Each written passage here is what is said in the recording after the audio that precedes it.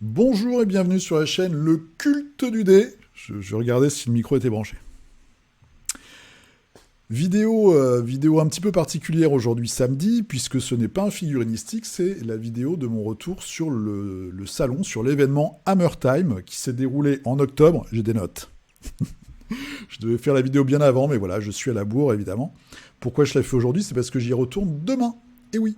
Alors, qu'est-ce que c'est Hammer Time? C'est un événement qui se tient à Lille et qui est organisé par l'association La Forge Ludique. Vous avez voilà, leur site juste derrière, je vous mettrai le lien dans la description, et je vous lance le film d'accueil de leur site.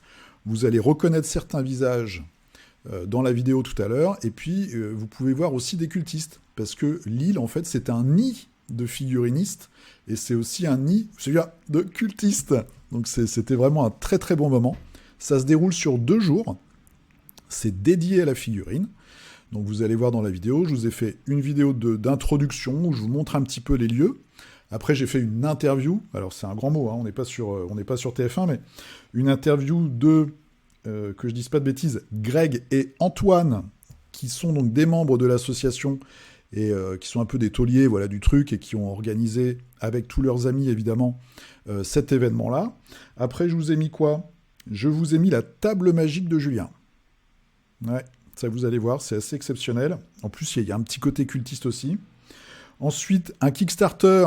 Et là, j'ai eu un peu des sueurs froides. Le Kickstarter arrive bientôt. Donc, je ne suis pas si en retard que ça, en fait. C'est Explorer of the Woodlands. C'est Geoffroy. Il avait un stand. Donc, du coup, ça tombe bien. Vous allez voir un petit peu son projet. Ensuite, il y a nos figurines, puisque j'ai participé à un magnifique concours de speed painting. Si. Et puis, vous avez Clément, que vous connaissez bien, qui avait présenté aussi une figurine sur un concours à la thématique Carnage de TGCM. Donc, vous allez voir tout ça. Il y a le niveau est ouf. Voilà. Moi, j'ai été vraiment abasourdi par le niveau, aussi bien des tables qui étaient présentées que des personnes qui jouaient, etc. Et puis du concours de peinture, ça, c'est assez habituel. Mais toutes les figurines qui étaient sur les tables, en fait, avaient un niveau de peinture exceptionnel. Ensuite, Nico, l'éternel Nico, qu'on retrouve partout, pour Alchemy. Donc j'ai fait une petite vidéo avec lui rapidement aussi. Et puis enfin, pour finir, Chris et Clément, on retrouve encore Clément, qui était en fait là pour faire des démonstrations de Core Space sur une table de l'association. C'était vraiment un très très bon moment. Donc ça s'est passé, comme je vous le dis, sur 2 jours. C'était en octobre, il y a eu plus de 700 personnes qui sont passées. C'est gratuit, en fait, quand vous arrivez, vous pouvez acheter des jetons pour soutenir l'association, et ça vous permet de participer à des loteries qui se passent toutes les X heures, et où vous gagnez des lots. Et puis aussi, boire un coup, manger un petit truc, voilà. Donc c'est vraiment très sympa. Moi, j'ai apprécié. Je vais de toute façon y retourner l'année prochaine, et puis j'y retourne demain. Alors, je vais vous montrer. Donc demain dimanche, le 30 janvier, puisqu'il y a une journée découverte Malifaux. Alors là, je suis sur leur site, ça, voilà, et on voit les figurines peintes pour Malifaux. Ils ont fait un CDA, donc un concours en fait de peinture Malifaux, plus qu'un concours, un challenge plutôt entre membres. Et il va y avoir vraiment du lourd. Alors moi, je me suis même acheté une petite mallette à mousse, mais en tout cas, j'espère pouvoir faire 2 parties demain. Regardez-moi ça, il y a un niveau de peinture de dingue. Et vous allez voir, ils s'entraident beaucoup. Ça, c'est vraiment quelque chose que j'ai ressenti. On le dit dans l'interview au tout début. Donc, plein de belles figurines. Si vous êtes dans le coin de Lille et que vous cherchez une assos, vous cherchez des joueurs, n'hésitez vraiment pas à aller les voir. Donc, la Forge Ludique, je vous mettrai le lien dans la description, sous la vidéo. Et je vais lancer tout ça. Je vous dis à demain. Donc, demain, je ferai quand même le figurinistique, soit très très très très tôt le matin. Enfin, je vais le faire ce soir. Et je vais le publier soit très tôt le matin, soit très tard le soir. Voilà, ou peut-être même lundi si j'ai pris une caisse. Allez, je vous dis à plus. En tout cas, moi je dis à tous mes amis de Malifaux et de la Forge Ludique à demain dimanche. Et hop, c'est parti! Bonjour et bienvenue sur la chaîne Le Culte du Dé. Donc on se retrouve au Hammer Time de Lille. Voilà, je tremble. J'ai bu un peu trop de bière hier. Et alors je vais vous présenter cet événement. Vous voyez les locaux en fait. Vous avez un premier étage avec une estrade qui fait tout le tour. Il y a des tables. Donc, je vous montrerai dans les vidéos. Je vais faire des petites interviews. Et puis en dessous, vous avez la grande estrade. Hop là, on fait le focus. Où vous avez les initiations de peinture. Il y a une tombola qui tourne plusieurs fois dans la journée. Vous avez un concours de peinture aussi. Donc cette année, c'était sur le thème de Carnage. Et vous avez notamment notre cultiste Clément qui a mis une figurine. Donc il faut voter pour lui. Je crois que c'est la 9. Je suis sûr même, c'est la 9. Donc votez pour la 9. Mais c'est trop tard parce que vous faites la vidéo quand c'est fini. Et après, vous avez toutes les tables. Voilà, donc vous avez un magasin, des sponsors, et puis après, vous avez les tables. Donc Infinity, Aristeia, Code One. Vous avez ici une association, on verra tout à l'heure, c'est l'association où se trouve Stéphane de l'État des Jeux. Donc moi hier j'ai fait une partie de Dark Rituals, qui est un bon jeu. En dessous vous avez Malifaux, 2 belles tables de Malifaux, on les voit ici. Là ça doit être du AOS je pense, ou peut-être du Saga. Vous avez nos copains d'Alchemy, on ira les voir tout à l'heure. TGCM.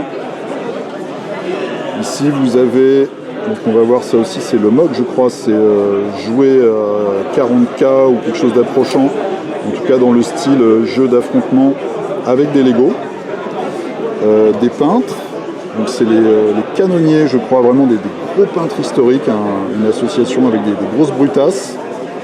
Voilà, donc il y a plusieurs exposants. Ici qu'est-ce qu'on a? On a du Reichbuster, donc ça change un petit peu, là on est dimanche. Ça change un peu par rapport à hier. Et puis ici, ça doit être du 40K ou de l'AOS. Et il y a du Star Wars Legion aussi. Voilà, donc je vais me promener. Vous avez juste en dessous, faut pas que je fasse tourner ma caméra, Gazland, Mars Code Aurora. Et puis, qu'est-ce qu'on a? C'est du Briscard. Du Briscard, voilà. Hier, il y avait aussi du Marvel Crisis Protocol. Je vous dis à tout de suite pour quelques petites interviews. À plus. Et nous voici avec Greg et Antoine, donc les principaux organisateurs du Hammer Time pour la Forge Ludique. On voit le logo qui est derrière, voilà, entre deux, quel beau couple. Alors je vais vous laisser nous parler de l'événement. Nous on a déjà fait un petit tour, on a vu plein de gens sympas.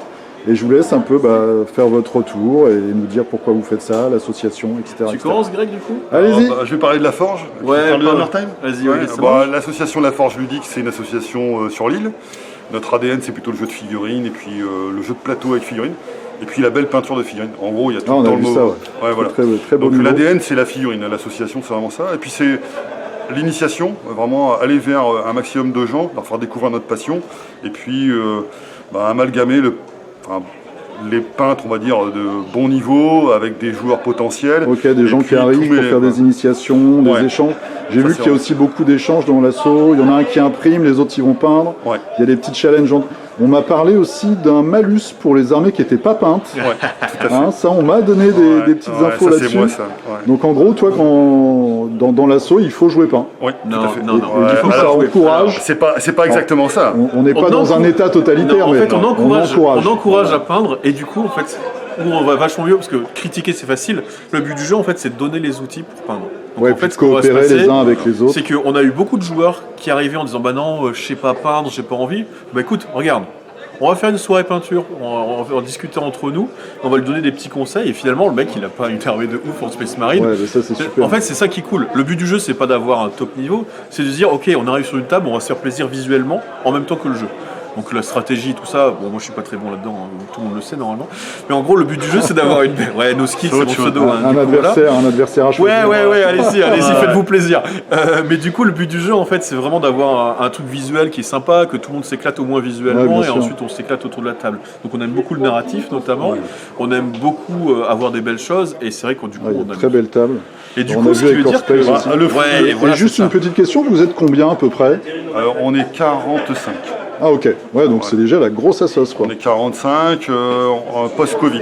D'accord. D'accord, avec un gros turnover et puis un appel qui se crée grâce au Hammer Time d'année en année. D'accord. Donc on amalgame de plus en plus de gens.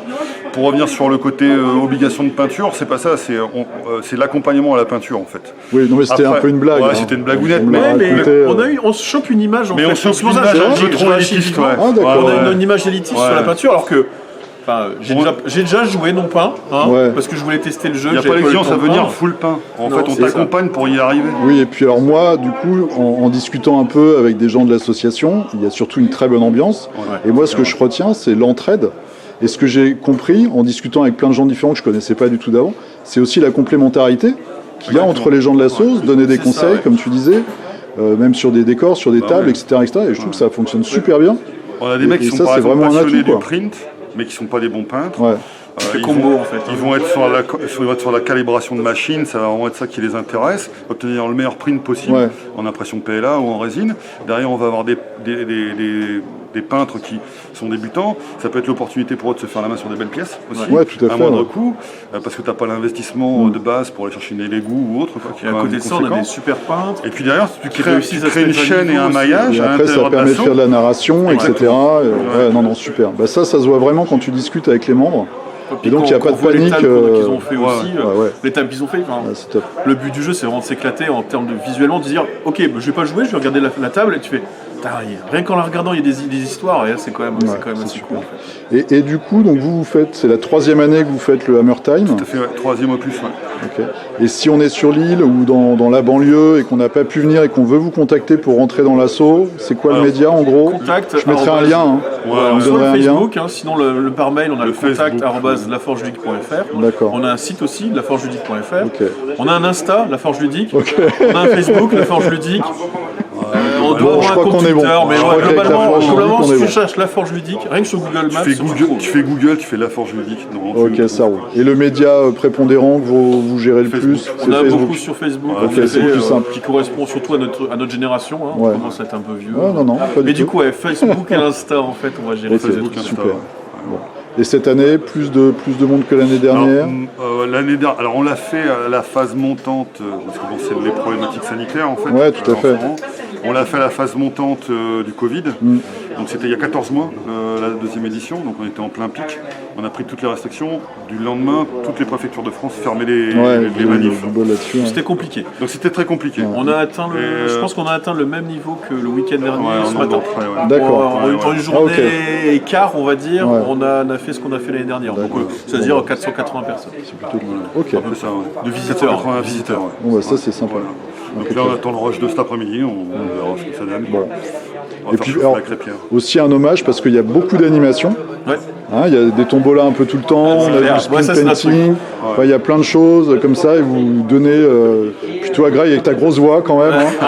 Je pense si on peut donner l'âme tu fais vivre tout ça et ça c'est vraiment cool. L'âme du Hammer Time, c'est quand même, on reçoit des lots de sponsors, on remet en fait en jeu en fait ce qu'on a sur les entrées chez les commerçants et du coup l'âme de ce truc là c'est de faire des tombolas et faire gagner les lots. On a plein de lots et on vous les fait gagner à tous. Ouais, et puis c'est ce qui anime vraiment le week-end.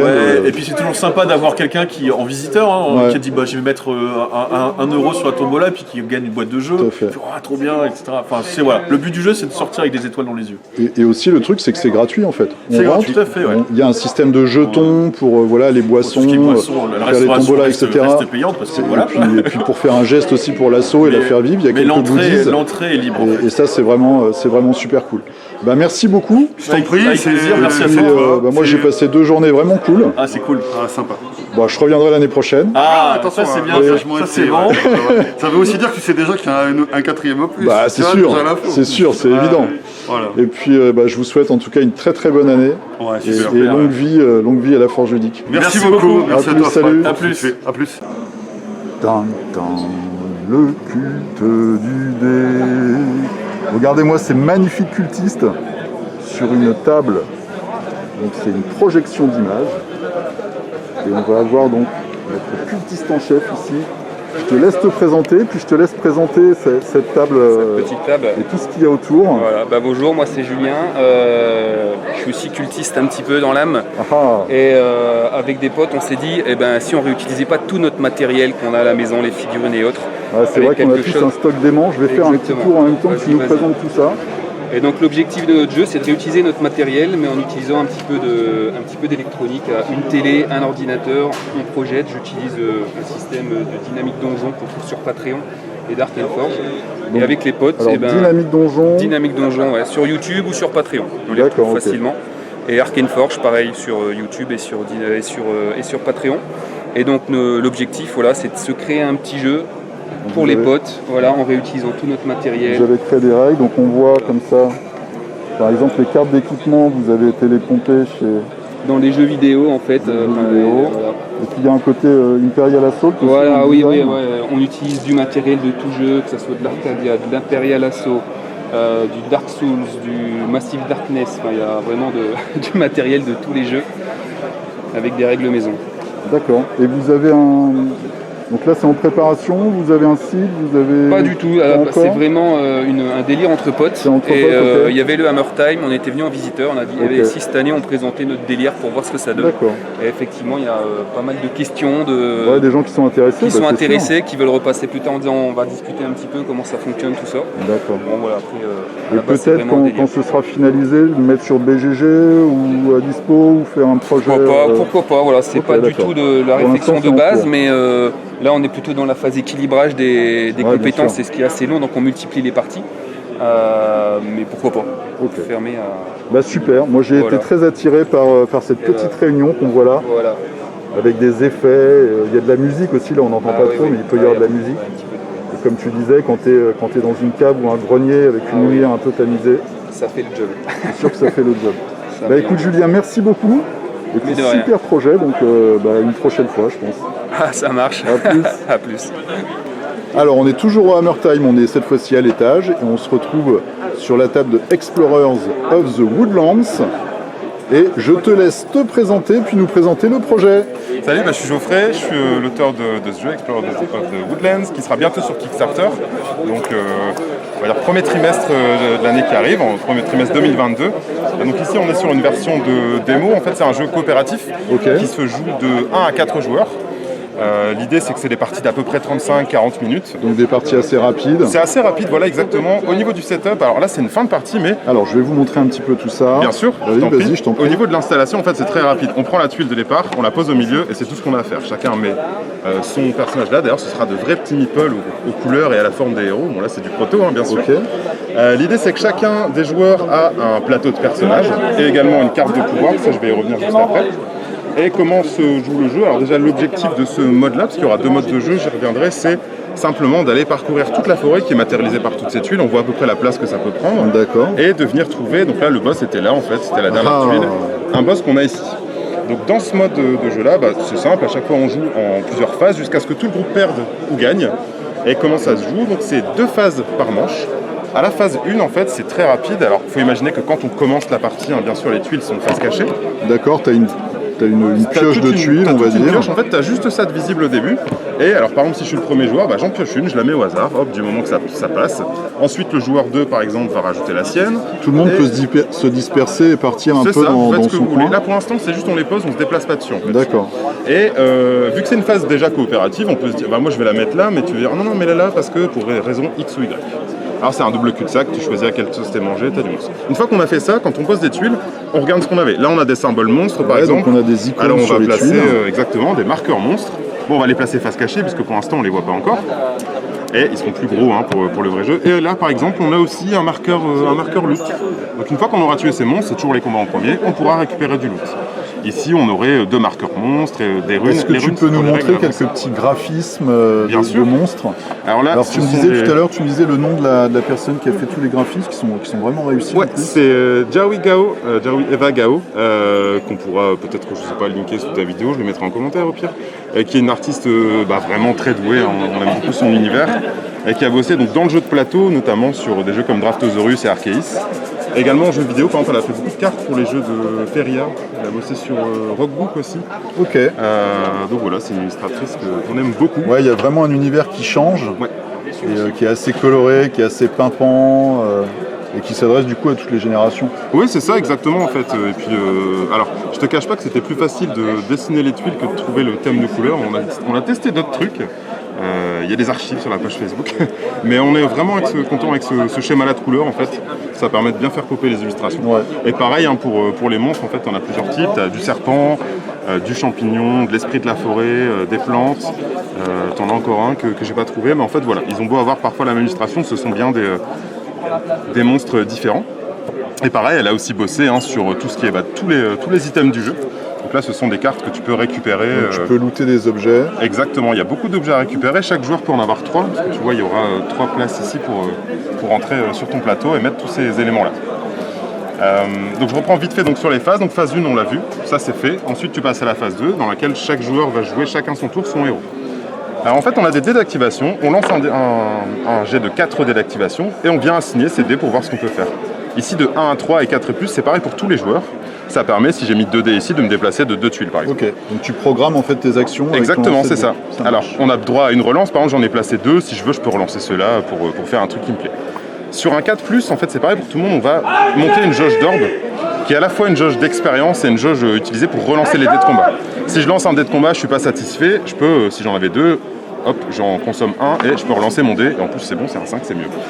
Sinon, une fois qu'on atteint 3 et 5 avec les orbes ici, on peut commencer à acheter des pouvoirs en fait, pour personnaliser nos héros. Tu peux faire évoluer un peu ton perso. Exactement, ouais. L'idée c'est que tu commences vraiment à nu avec pas beaucoup de déplacements, pas beaucoup d'armes.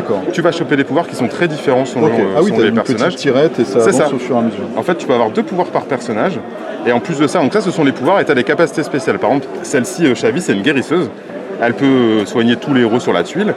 Ou sur un 6, tu peux également geler un ennemi pour pas qu'il afflige de dégâts pendant un tour. D'accord. Donc vraiment un support en fait. C'est ça, exactement. Après, tu as un personnage là qui est plus un guerrier sec, qui peut relancer ses dés de combat avec ses pouvoirs, qui a une armure, ou qui peut aussi décider de prendre des personnes avec lui. Donc par exemple, donc lui c'est le joueur violet, s'il a 2 déplacements et qu'il fait ça, il peut tout à fait venir prendre tout. D'accord. Donc ça c'est pratique.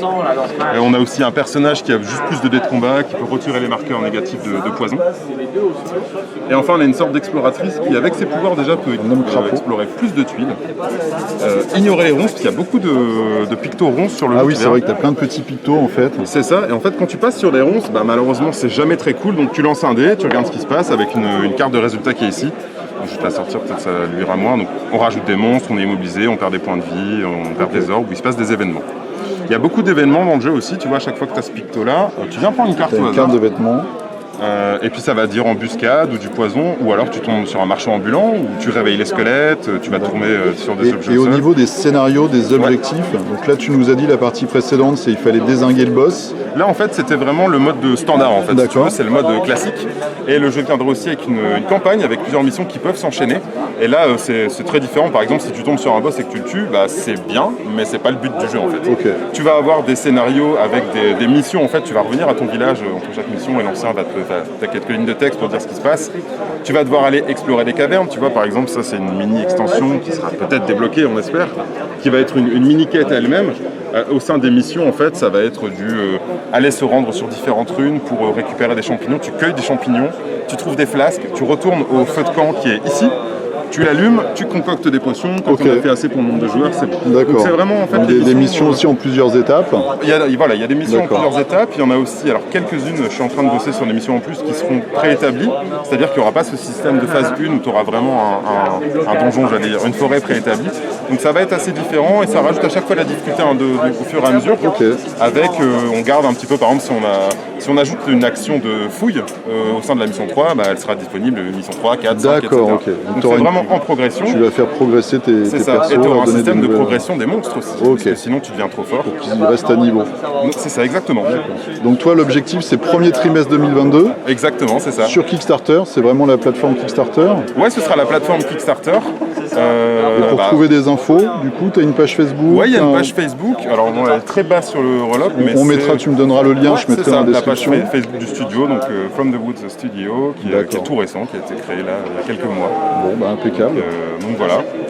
Écoute, on va suivre tout ça et puis on mettra, et puis tu me tiendras au jus comme ça. Quand tu seras sur caisse, on pourra te faire un petit coucou. Ça marche. Je te remercie, je te dis à plus. À plus. Salut. Concours de figurines aujourd'hui thématique, c'est Carnage. Je laisse regarder. Et donc vous allez avoir la figurine de Clément, c'est la 9. Hop. C'est celle-là. On l'avait déjà vue. Super chouette. On voit la différence en fait entre une simple photo et quand on voit la fille en vrai. Très très belle peinture. J'espère qu'il va gagner.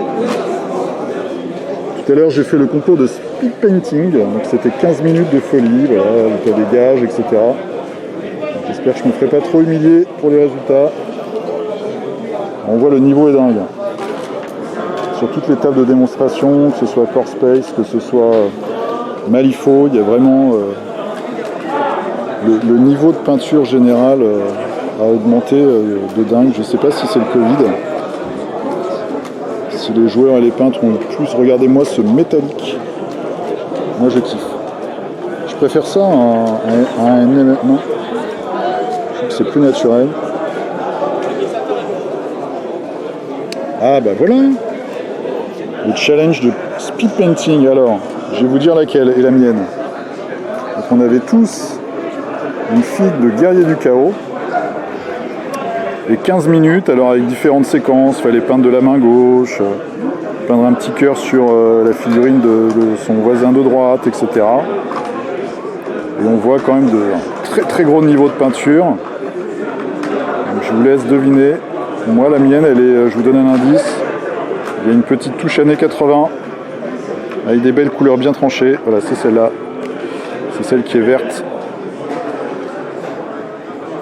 Bon, on verra. Voilà, vous connaissez mon niveau de peinture. Allez, on va passer à la suite. Salut Nico, donc on est sur le stand de Alchemy. Ouais. Alors, on se suit, hein. Oui, c'est ça, ouais. Il faudrait pas qu'on aille dans le même hôtel ou je sais pas quoi. Exactement, on va faire du covoiturage. C'est ça qu'on va faire. Ouais, c'est vrai. Donc tu es aujourd'hui et hier déjà tu étais là sur le Hammer Time. Bah, je te laisse un petit peu nous présenter ton stand. Ouais, bah nous raconter l'historique. Ouais, bah écoute, c'est un peu le stand comme on était à Octogone, hein, finalement c'est un peu la même configuration on va dire. Nous ça fait la 3e fois qu'on vient à Hammer Time en fait. Ok, donc vous êtes là depuis le début. Ouais, franchement c'est une super convention, vraiment, c'est pour ça aussi qu'on revient avec plaisir. Et en fait, c'est même la première fois où on vient les 2 jours. C'est vrai qu'habituellement, on vient qu'une seule journée. D'accord. Mais là, on s'est dit vraiment, c'est vraiment cool, c'est vraiment une super convention. En fait, c'est déjà l'endroit, la pièce, la salle, elle est super. Ouais, l'endroit est super génial. Avec toute la mezzanine au-dessus, le 2e étage. Et puis, ce qui est super aussi, c'est effectivement, ils ont plein de jeux en présentation, en démo. C'est vrai que les gens franchement, c'est le cœur du jeu, quoi. C'est vraiment génial, quoi. Ça fait plaisir de se retrouver, tester des jeux. Voilà, c'est clair. Comme d'habitude, hein, comme à Octogone, c'est vrai que les gens aussi sont contents une nouvelle fois en fait, de pouvoir venir en convention, etc. Donc, là, c'est un peu plus intimiste quand même, hein, parce que Octogone, c'était vraiment la folie cette année. Oui, non, c'est pas la même dimension, c'est clair. Mais là, c'est vraiment, pour le coup, c'est uniquement de la figurine. Ouais. Donc là, on est entre nous, entre guillemets. C'est vrai. Pour plaisanter, mais... Il y a quand même quelques jeunes femmes. Ah oui, c'est vrai. Au début, non. Faut pas le dire à ma femme, ça. Ah, non, en fait, non. Non, parce qu'en plus, à l'hôtel, il n'y en a pas. C'est des hôtels juste. C'est pas des hôtels mixtes. Ils sont pas mixtes, c'est en fait, les hôtels. C'est unisexe. Et du coup, j'ai zoomé un peu sur les très très belles figurines là, qui sont présentées. Donc, il y a tout le culte de Rados. Il y a les 2 nouveaux. Hein, qu'on avait déjà à Octogone. Qu'on avait déjà à Octogone. Et tiens, tu vois, et là, pour l'exclusivité aussi. Oh là, attention. Voilà, on l'a pas monté parce que tu vois, elle est toujours chez le peintre, mais on a la figurine, la Garde Cobra, qui va arriver d'ici 2 semaines sur la boutique en ligne. Vous l'avez mis sur Facebook. Voilà, et du coup, elle est déjà, on l'a présentée aussi en exclusivité. Elle est sur la couverture du livret de scénario. Exactement, c'est exactement ça, tout à fait. Ouais. Tu vois, là, tu m'épates là. J'ai lu le codex de Rados. Ah ouais, c'est vrai. D'accord. Ils sont encore plus barrés que ce que je pensais. Donc ça, c'est un bon point aussi. Donc du coup, vous avez 2 tables de démo. Ouais, voilà. Vous avez celle-là qui est c'est plutôt une ambiance Calimán, c'est ça? C'est Nashti en fait, c'est Nashti. Ah, Nashti, ok. Une ambiance Nashti, les hommes serpents. Ouais, exactement. Et puis là-bas, c'est un truc désertique, la désertique, un peu classique. Effectivement, donc on fait tourner les démos des gens qui découvrent et puis du coup qui aiment bien et puis qui achètent. Donc c'est bien pour nous aussi, hein, voilà. On fait découvrir le jeu et puis voilà quoi, des nouveaux joueurs sur l'île en fait, c'est cool. Puis comme d'habitude en fait, ce qui est bien sur les conventions, c'est aussi on rencontre des anciens copains parce que des copains mais qui sont passés sur d'autres jeux. Puis là, ils nous revoient, ils disent je vais m'y remettre là. Donc il y a des choses qui vont vraiment se passer. Ouais, parce que là vous avez vraiment, les dernières années, vraiment vous êtes hyper régulier dans les sorties. Il y a plein de choses intéressantes. Ouais. Et toi, ta prochaine convention, t'as déjà une idée ou pas? Oui, tout à fait. Le 6 et 7 novembre, on est au Big Day tout le week-end à Gif-sur-Yvette. Ok, ça marche. Voilà, le 13 novembre, le samedi 13 novembre, je serai à Reims dans une convention, je crois à Cormontreuil. C'est dans la périphérie de de toute façon, il suffit de chercher. Voilà, et le dimanche 21 novembre, je serai au Festival des Jeux au Val d'Europe. Bon, écoute, toujours aussi actif. Voilà, et puis le 4 décembre, je suis sur un tournoi à Reims. Voilà, donc, ça marche. Oui, mais ma femme n'est pas très contente là. Bon, on va pas s'étendre là-dessus. En tout cas, vous avez plein d'occasions de découvrir Alchemy et de découvrir le jeu qui est super, qui est, comme je dis à chaque fois, un format vraiment qui s'adapte, c'est du 60 par 60. petite série de figurines, de labels tactiques, et c'est vraiment super agréable. Merci beaucoup Nico, puis je te dis à la prochaine. Ouais, à la prochaine, avec plaisir, salut. Alors donc Core Space, qu'est-ce que c'est? Alors Core Space, c'est un jeu, déjà un jeu dans une boîte. Magnifique boîte. Boîte très généreuse puisqu'il y a des figurines, du décor MDF, décor modulable et très bien fait, un tapis en de très bonne qualité et tout du matériel pour jouer. Ouais, je ferai des vues d'ensemble un peu tout à l'heure parce que vous avez fait 2 superbes tables. Et alors le jeu tout simplement, le contexte c'est chaque joueur incarne une bande de pirates qui vient récupérer des choses, piller, remplir des missions diverses et variées. Là on a un exemple de mise en place, ce qui se passe c'est on est un peu à la Frostgrave, on n'est pas obligé de se poutrer.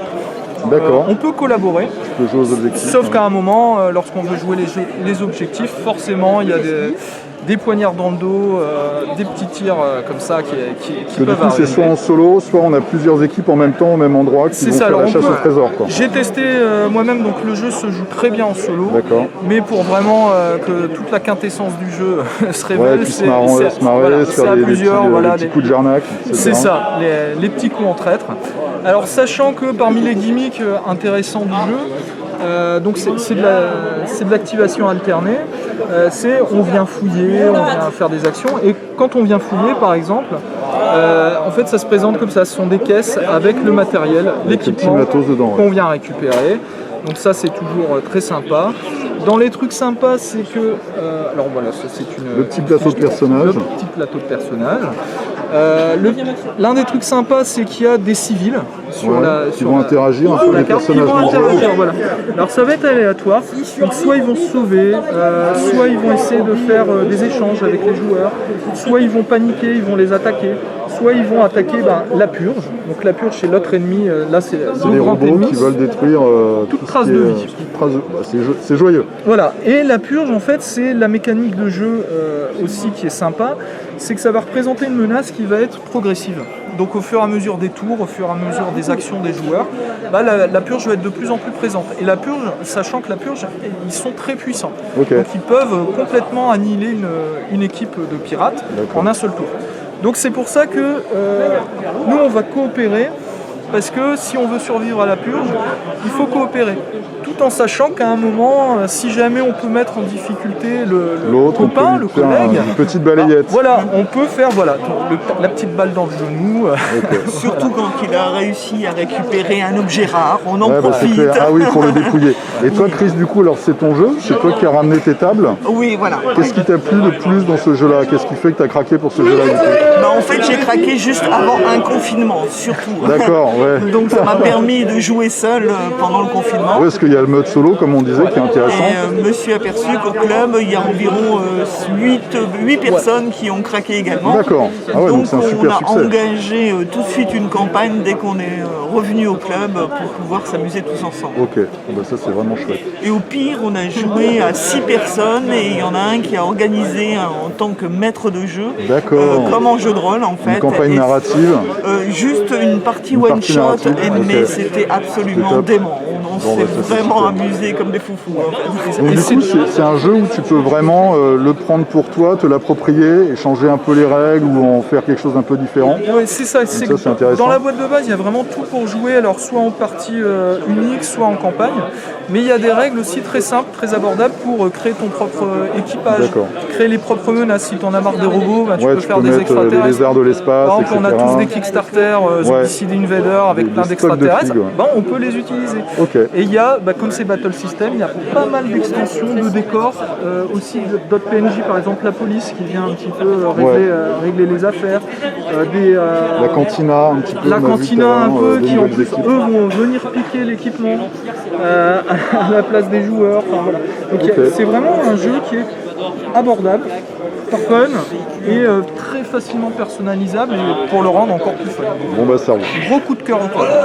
Et ce qui est aussi très intéressant, c'est que même si on trouve une boîte en anglais, celle-ci est en français. Même si on la trouve en anglais, tout a été traduit et est disponible en PDF sur le site. Chargement gratuit, donc tu peux récupérer tout le matos en français. La totalité, les extensions sont très souvent en anglais, mais comme tout est en français sur les sites, franchement c'est très intéressant. Bah, merci beaucoup à vous deux. Merci à toi. Et puis je sais que vous allez faire plusieurs présentations, donc ça c'est vraiment sympa. Et puis un gros coup de cœur pour ce jeu. Merci. À plus. Merci. Moi je vais faire des petits plans sur ces superbes tables. Il y a plein de très belles figurines. Donc là on a la purge, on a des personnages non joueurs, des petits affrontements. Je vais faire le tour. Donc ça vous le reconnaissez peut-être, c'est un vaisseau d'abordage pour Space Hulk, impression 3D, et donc du coup là il sert, comme on l'a vu tout à l'heure, pour un peu customiser le jeu. Ça c'est une extension, c'est Outbreak, des équipes. On a Clément qui s'est imprimé des mercenaires de l'espace. C'est chez Forge, tu m'avais dit tout à l'heure, Titan Forge, voilà, on en avait déjà parlé. Là c'est un peu l'équipage de la Cantina, donc une très très belle table avec beaucoup de très belles peintures. Et ça c'est vraiment chouette, ça donne une superbe ambiance. Et voilà, c'était notre petit voyage dans l'univers de Core Space. Je vous dis à plus.